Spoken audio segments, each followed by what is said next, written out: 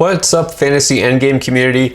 I'm Pierre, and I'm here to talk about top 10 running backs for the rest of the season to help you prepare for the fantasy playoffs.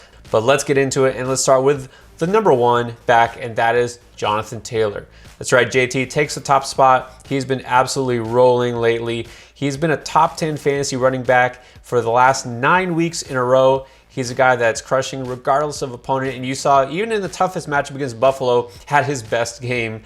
So this is somebody that you have no concerns about. Now the only downside is that he hasn't had his bye week yet, so week 14, when you will need him hopefully to get a better seed in the playoffs or maybe to even make the playoffs, you're not going to have him. But other than that, there's no concern. Jonathan Taylor is the top running back. Now jumping up to number 2 on this list, why not the guy who is the RB2 in fantasy on the season? And that's Austin Ekeler. That's right, Austin Ekeler, not just because of everyone else being injured, but because Ekeler has been playing great from a guy who, remember last year, couldn't score touchdowns. Yeah, he can catch the ball, he can run, he did everything great, just didn't score enough touchdowns. Well, that's all he can do this year, has 13 touchdowns, and somebody who's scoring on a near weekly basis, again, regardless of opponent. And his schedule actually stacks up pretty favorably in the later part of the season. Going to go against the Giants, the Chiefs, the Texans, and the Broncos from week 14 through 17, which is the postseason for most of you. So Austin Ekeler, set and forget. I got him number 2. Now, running back that seems to just be getting better and better as the season goes on is Joe Mixon. There were some concerns that he might not hold up throughout the season. Well, if anything, he's getting stronger. The last 2 weeks, he's seen 30 and 28 rush attempts, 8 straight games with at least 1 touchdown. He's also been a scoring machine. And of course, Mixon, a guy who's going to do it all in terms of rushing and catching the ball. Remember just a few weeks ago, there was some concern that maybe Samaje Perine would be worked into the mix, that Mixon just wasn't going to get enough touches. I think we can forget that. Mixon is getting better and better. I got him at number 3. Now, number 4 is a guy that I really wish I could put higher, Najee Harris. He has been really good his rookie season, even though his rushing average doesn't show it, only 3.5 yards per carry, but not through his own fault. That offensive line is just not very good, and he's thriving despite it. He is getting the volume, though, that you want from a workhorse back, and so even if the offense itself isn't great these days, he's still getting those valuable touches, the goal line work, 19 carries and 5 catches per game. That's what you want to see, and I think he'll be fine throughout the rest of the season. And in week 17, it doesn't hurt that he's going to get the Cleveland Browns. That would be your fantasy championship for a lot of you, where he just put up 120 total yards and a touchdown. So Najee Harris is number 4. All right, now the guy who actually wound up number 1 in terms of fantasy value in last year's fantasy playoffs is down at number 5. That's Alvin Kamara. Well, there's good reason for that. He's missed the last couple of games. Here's the other problem. Taysom Hill at quarterback might be good for the Saints. It's usually not good for Kamara's value because we know Hill is a guy who likes to run the ball himself, especially near the goal line.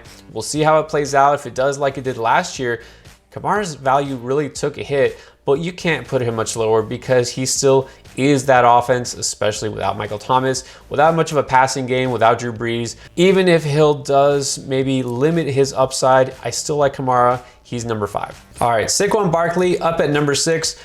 Call me an optimist. I know we haven't seen vintage Barkley yet. It's because he isn't getting used enough, right? We know what he's capable of. This past week, just 13 carries on the ground. He is getting involved as a pass catcher, 4 catches this past week, 6 the week before. So at least he's bringing that floor, but we really need to see this Giants offense just perform much better. The offensive line is also really bad. All I know is that Barkley is too talented to keep on your bench. I think he'll get better beyond this week. We know that he's going to probably get more touches as the year goes on. They get more comfortable with him. So I have Barkley optimistically at number 6. All right, and then number 7, who would have thought we'd see Leonard Fournette creep back into the elite tier of running backs? But here we are. It's 2021. Anything can happen. Fournette is the guy now in Tampa Bay. You know, there was some concern that he wouldn't be used as much as a receiver with Gio Bernard brought on board in the offseason. Well, Bernard's barely even seeing the field these days. Ronald Jones, he's just a backup who sees carries in garbage time. It's all Fournette these days, and we saw what he can do. He's catching a lot of passes, and of course, that 4 touchdown game in week 12. I think that the Bucs are going to continue to use this formula that works and use Fournette as their everything back and not just be a pass first team. So Fournette has been solid. Again, he's getting all those touches, and you've got to like that in the fantasy championship for a lot of your leagues, week 17, he gets the Jets. He could absolutely be a league winner down the stretch. All right, now what about Aaron Jones? Back from injury, but A.J. Dillon is still there, so I'm going to slot Jones at 8. He's a guy that we thought might be a top 5 running back this year, but his injury plus the effectiveness that Dillon has shown has kind of opened the door for sort of a timeshare. We'll see what happens down the stretch, but I do think that Jones is a little bit more of the 1A than the clear RB1 these days. But we've seen how talented he is. The Packers playing very well on offense these days. Look, if Aaron Rodgers really is bothered by that toe, maybe they do get more involvement from the running backs. But Jones, again, he has a big playability. He does catch the ball. He's on a potent offense. I think he's got to be a top 10 running back, so I'm putting him right here. Now, at number 9, a name I know you didn't expect to see, and I'm going to go with Elijah Mitchell, a guy who's absolutely exceeded all expectations, taken the starting running job in San Francisco and run away with it. Clearly the lead back there and the only running back worth noting. He is somebody who's probably going to see even more volume now with Deebo Samuel sidelined for a week or two. Trey Sermon also injured. Jeff Wilson is just not very good these days. So it's all Mitchell. We saw he had another monster game in week 12. In 8 starts, games where he's been the clear running back lead, he's got 4 100-yard efforts. I mean, that's what you want to see. He's got the upside, and this is a really good offense and a team that seems to be getting better as the season goes on. Mitchell's proven to be a workhorse, which nobody expected, so I think you've got to have him as a top 10 running back. And then last but not least, number 10, I'm going to slot in Dalvin Cook. A lot of question marks about what's going to happen. We heard so many contradictory reports. First, he was going to miss the rest of the regular season. Then he was day-to-day. And then now it looks like it's somewhere in between. What we've heard is that he might be back for week 15.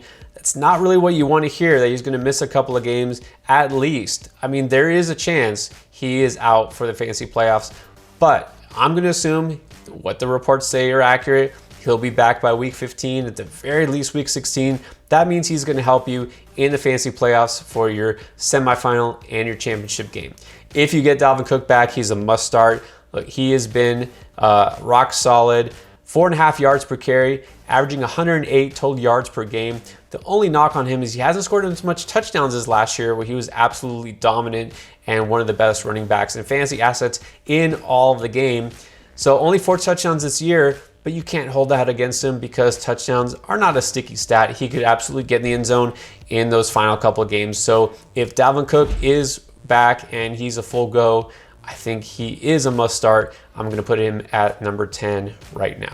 All right, those are my top 10 rest of the season running backs. Hopefully this helps you prepare for the postseason. We want all our endgame members, of course, to go ahead and win their leagues. We're here to help you all the time.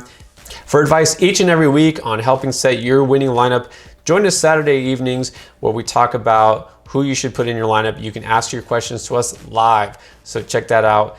Good luck week 13 and the rest of the season.